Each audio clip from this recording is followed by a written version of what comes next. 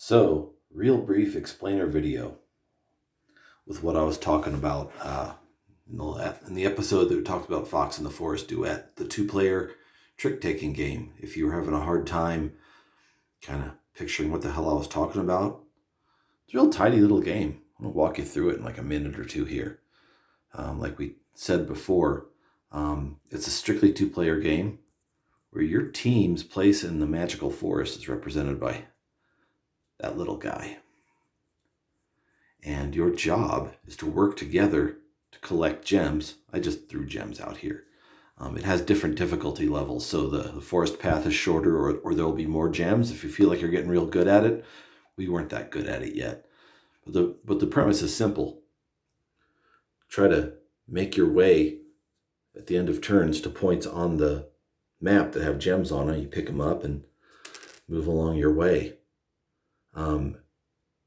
Anytime you bump into the end of one of the tracks, you have to put a forest token out.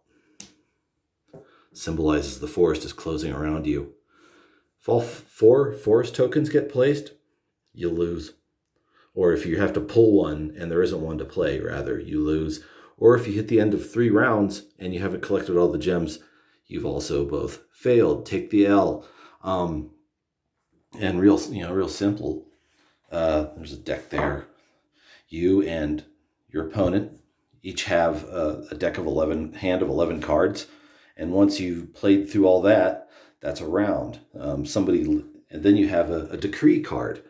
A decree card kind of determines what the trump suit is. There are 3 different suits, stars, flowers, and something else. We'll find it. Anyway, and so what happens is, somebody leads. And if possible, so I've played a 9 in the dove's suit. It's also a card with a special ability. And the other person, if they have something in the suit that was led, they have to play it. And the highest number in the lead suit will take the trick. And but here's the 3-layer puzzle, because you have to figure out what suit to play and whether or not you want to use some of the cards have special abilities that help you manipulate the game in your team's favor. The trick being, again, you're not really allowed to communicate with each other outside of executing cards and playing them. You can't strategize together. You can't hint about what's in the deck. And some cards have special abilities.